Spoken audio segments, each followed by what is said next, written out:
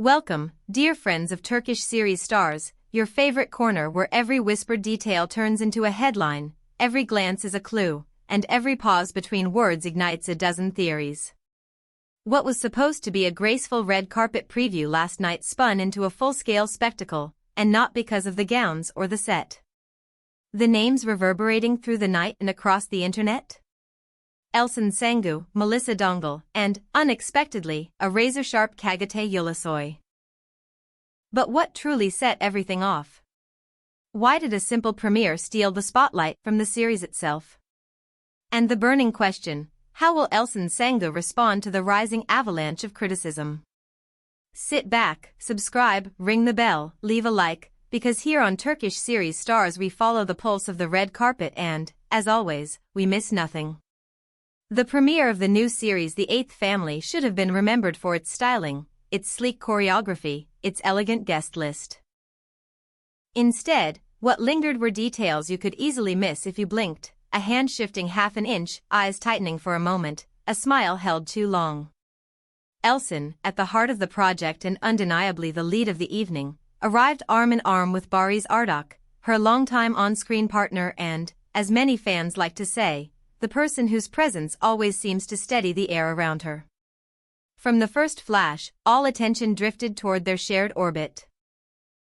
Her gestures, his calm, their unforced chemistry. Cameras followed them relentlessly, and then a quiet friction, delicate but unmistakable, rearranged the script.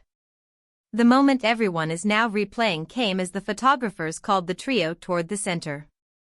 Elcin, leaning subtly to close the gap to Barış, placed a hand at Melisa Dongal's waist and edged a step inward. Barely a movement. A breath. The kind of adjustment stars make in a heartbeat. But in that breath, in that almost imperceptible nudge, the night fractured. A dozen lenses caught it from a dozen angles, and from there the internet did what it knows best. Clips looped endlessly. Memes materialized. Side-by-side comparisons dissected the shift frame by frame. Comments multiplied with a sense of glee and outrage. People asked whether Elcin had been staking her claim, whether she was protecting the moment she shared with Barış, whether she was simply following a photographer's cue. Some voices crowned her queen of the carpet, owning her frame with unflinching authority. Others insisted Melisa should have pushed back. Another faction rolled its eyes and argued that this is how group photos work, someone moves, someone else adjusts, the middle widens and narrows, no one needs to take it personally. In an instant the crowd split, and because storms never travel alone, a second gust arrived. Midway down the press line, a journalist tossed a question to Cagatay Ulusoy. It was measured, casual on the surface, the kind that invites either a bland soundbite or a tiny explosion. Nobody expected the fuse he was about to light. With a mysterious smile and a tone precisely balanced between amused and neutral, he said, "Elcin, as always, reminds us that she is Elcin." The sentence floated there, airy and simple.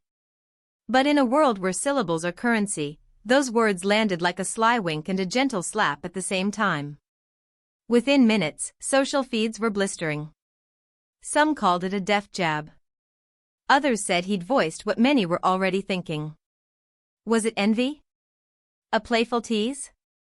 A subtle rivalry?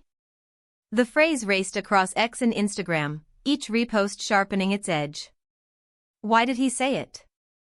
What history lay beneath that smile? Fans combed old interviews and red carpet clips, slicing timelines into speculative chapters. The premiere, once a celebration, became a roundtable of armchair analysts decoding a single sentence. Meanwhile, the cameras that documented the little elbow of space between Elcin and Melisa missed another thread.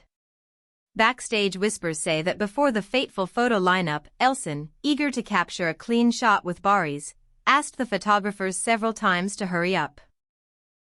It was not a demand shouted across the steps, it was a focused, professional push for pace. Yet for some observers the tone sounded like control, like a star reasserting ownership of her moment. While that briskness flowed from Elcin's side, Melisa, impeccably turned out and poised, held herself with almost serene detachment. The contrast fed the narrative machine, one woman volcanic, vivid, insistent, the other composed, disciplined, imperturbable. And then, threading through the noise, came more murmurs about Cagatay.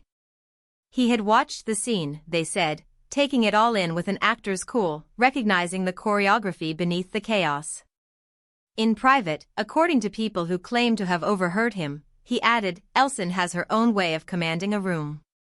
It was not a condemnation. It was an observation with an edge. Predictably, that line poured kerosene on the conversation. Clips proliferated. Reaction videos multiplied. Amateur psychologists rolled out maps of body language. In one popular edit, the music swelled while the camera slow-zoomed on Elcin's hand gliding 1 inch at Melis's waist. In another, a freeze frame captured the quick glint in Barış's eyes as he leaned toward the center and softened his expression, as if to cushion the moment. The fault lines were crystallizing. Some insisted that Elcin always aims for the heart of the frame because she understands the playbook and knows the stakes. Others argued that for a group photo you stand wherever you're asked and nobody should manufacture a feud out of it.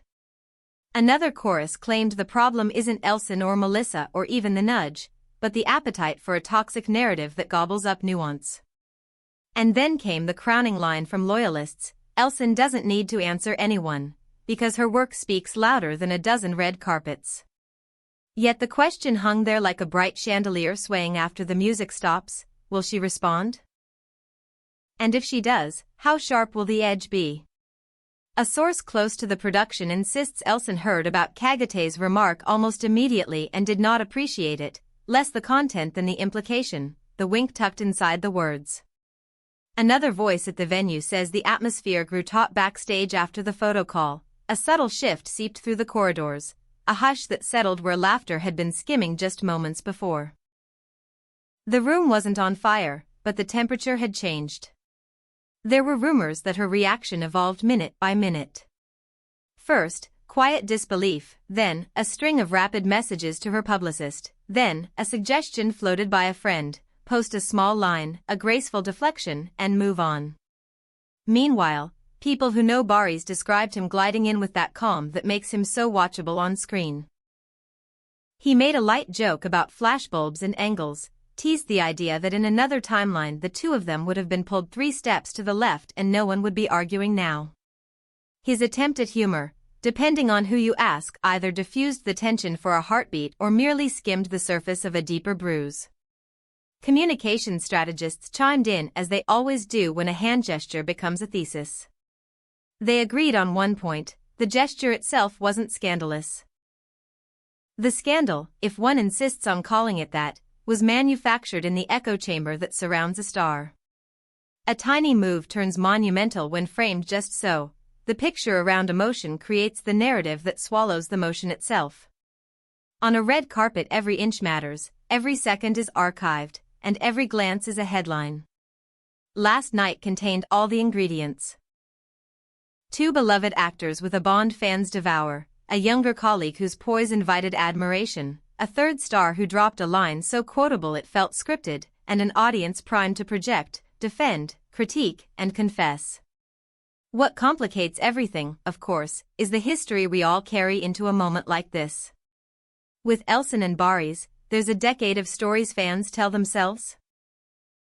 Their effortless banter, the steady warmth that seems to pass between them in public, the playful interviews that suggest a deep, unspoken rhythm. People want to believe in that rhythm. So when a frame looks like it's wobbling, when Elcin moves an inch, when Barış leans without quite touching, when Melis's smile does not waver, the public writes chapters to stabilize the myth. They say she was protecting their moment. They say she was asserting her leadership of the project. They say she was simply tired of waiting while the lenses clicked and wanted the shot to land cleanly so the evening could breathe. Every version reveals more about the viewers than the viewed. As for Melissa Dongle, the camera's love for her last night was pure. She did not scowl. She did not flinch. She positioned herself with unerring professionalism, her expression composed, her gaze steady, as if aware that to overreact would be to hand the narrative to whoever wanted it most. In some edits, she becomes the symbol of polish standing firm amid the swirl. In others, she is reduced to a supporting beat in a larger legend about two senior stars whose orbit warps everything nearby. Neither version is fully fair, both are effective. Late into the night, speculation turned to strategy. Would Elcin post a caption, short, sweet, impossible to dissect, or would she let silence do the speaking and deny the storm any oxygen? Would Barış write something tender yet neutral that nodded to grace without naming the bruise? Friends of friends claimed drafts were written, scrapped, rewritten. One story said a single-line response had been considered. Some moments teach patience. Another whisper insisted she would simply upload a behind-the-scenes photo with Barış and close comments. And still another rumor suggested she might repost a fan edit celebrating Melis's elegance, thereby flipping the script entirely. Somewhere between the flashing lights and the backstage corridor, someone asked whether the comment from Cagatay was meant as flattery wrapped in irony. If you think about it, they mused, you could read it as admiration for a woman whose gravitas is strong enough to shape a room. Others scoffed, saying that even admiration can sting when delivered with a smirk. Either way, the line had done its work. It transported the debate from a hand on a waist to a broader question. What does it mean for a woman to assert space at the center of an image, and why does that disturb so many watchers so quickly? By morning, the threads had grown hydra heads. Fans compiled timelines measuring Elcin's most iconic carpet moments across years. They remembered the early days when she and Barış had to fight for their close-ups. They remembered the interviews where she spoke about craft, about pacing, about how to guide attention without forcing it. They remembered the red carpets where a single glance between them had sent the crowd into rapture. Now that storied chemistry was being reinterpreted as a battleground tactic. The soft power that once enchanted was being framed by some as a hard edge. The irony is that both readings can be true at once. If you listened closely to the murmurs last night, you could hear something else too, the tenderness between Elcin and Barış as a countercurrent against the noise. When the cameras weren't catching them, he tilted toward her with an unshowy attentiveness, hand at her back, head inclined to catch her low-voiced aside. She, for her part, seemed to stand taller when he drifted closer, as if the room's pressure lessened by a fraction. That's the glimpse most people won't see in the edits. It's the one that explains why so many refuse to accept any narrative that pits them against each other. They read them as partners in tempo, united even when the floor tilts. So where does that leave us? In precisely the place a premiere never intends to leave us, which is obsessed with everything but the show. The eighth family will live or die on its own merits, but for now, the frame around its stars is devouring the conversation. Did Cagatay Ulusoy step too far?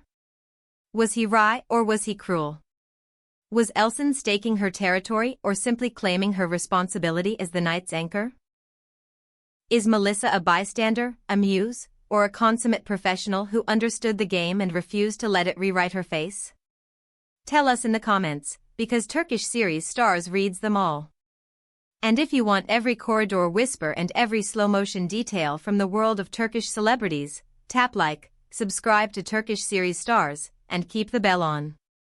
This story has legs, and the carpet never forgets. We'll be here, watching the angles, counting the inches, waiting for a post, a caption, a sign that the narrative has shifted. The storm isn't over. It has simply learned to pose.